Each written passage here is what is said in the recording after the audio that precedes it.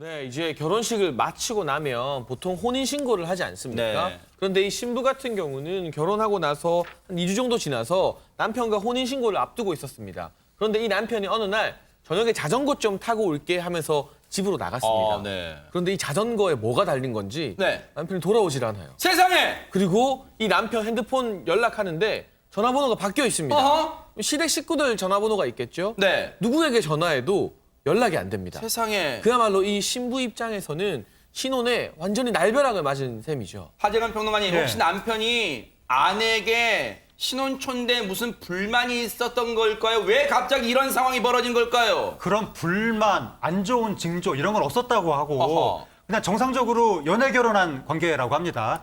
작년 9월 달에 알게 됐는데 아, 그래요? 이 신부가 한 주차장에 이제 고정 주차를 하는 사람이었어요. 아. 근데 남성이 내가 여기 주차장 갖고 있는 사람이다, 운영하는 어허. 사람이다.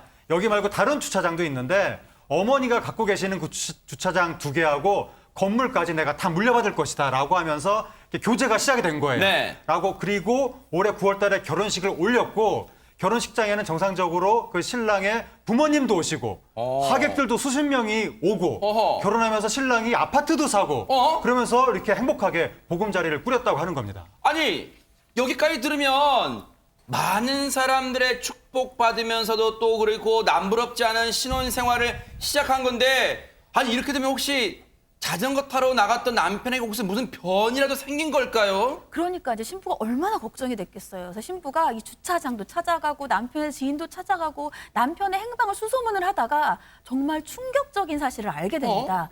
이 결혼식에 하객으로 왔던 시부모님이 알고 봤더니 진짜 시부모님이 아니라 대행업체에서 나온 아르바이트생이었던 세상에. 거예요. 그리고 신혼집에서 이 남편의 소유라고 얘기했던 7억짜리 신혼집도 알고 봤더니 보증금 3천만 원에 월세 160만 원인 월세집이었고요. 아하. 여기에다가 주차장도 이 다른 사람의 소유였던 거예요. 그러고 알고 봤더니 이 남성은 그냥 이 주차장의 직원이었고요. 아하. 여기에다가 돈이 그렇게 많다고 했던 신랑의 어머니는 어렵게 살고 있었고 한마디로 이 남성은 사기꾼이었던 겁니다. 세상에, 경찰 얘기 들어보시고 이어가 보도록 하겠습니다. 결혼하기로 한 여성분의 어머니, 그러니까 장모, 그 당시에 장모라고 불렀겠죠. 그 두 분이 피해액이 4억이 되고요. 이 땅이 어머니 땅인데, 그걸 자기 앞으로 옮기려고 하면, 당장 양도세도 내야 되고 하니까, 지금 주차장을 인수를 해야 된다, 뭘 사야 되겠다, 라고 하면서 우선 돈이 없으니, 이게 내한테 넘어오면 돈이 곧 들어오니까, 30빌려 달라. 또는 이 땅을 언제 옮기려고 하니까 양도세를 내야 되는데 양도세가 모자란다. 양도세가 돈이 많이 나오더라. 그게 16번에 걸쳐서 그런 식으로 돈을 빌려서 돈이 그만큼 된 거예요.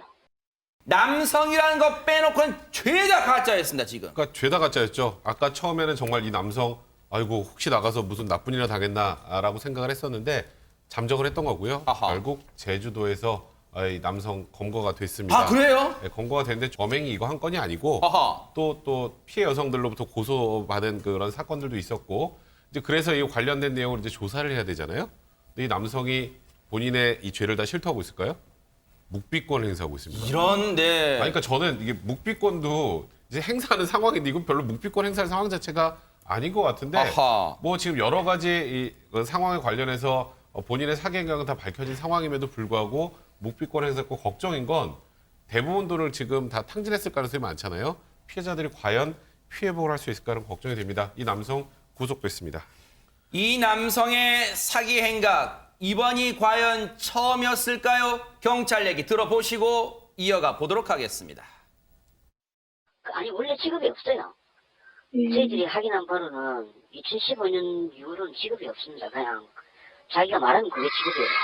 15년에서 17년 사이에는 두 분의 여성을 일단 시기에 같이 만난 것 같아요. 그때는 자기가 대한항공 부기장이다.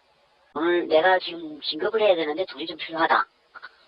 뭐 결혼을 준비를 하려고 하는데 내가 지금 당장 뭐 돈이 좀 필요하니까 우선 좀 빌려주면 바로 갚아주겠다. 그렇게 해서 돈을 받아서 바로 도망가는 거예요. 자기가 원하는 만큼 돈이 들어오면 그냥 바로 짐 정리해서 바로 도망가는 거예요. 파일럿 제복도 있고 신분증도 가지고 다니고 공항에 데려가서 구금도 시켜주고, 그거는 그 검찰에서 수사를 하다가 이 사람을 못 잡아서 수비를 해줬어요. 심지어 자기 자신을 비행기 부조종사 파일럿이라고 속이기까지 했답니다. 이게 무슨 영화 캐치 미 이프 유 캔이에요?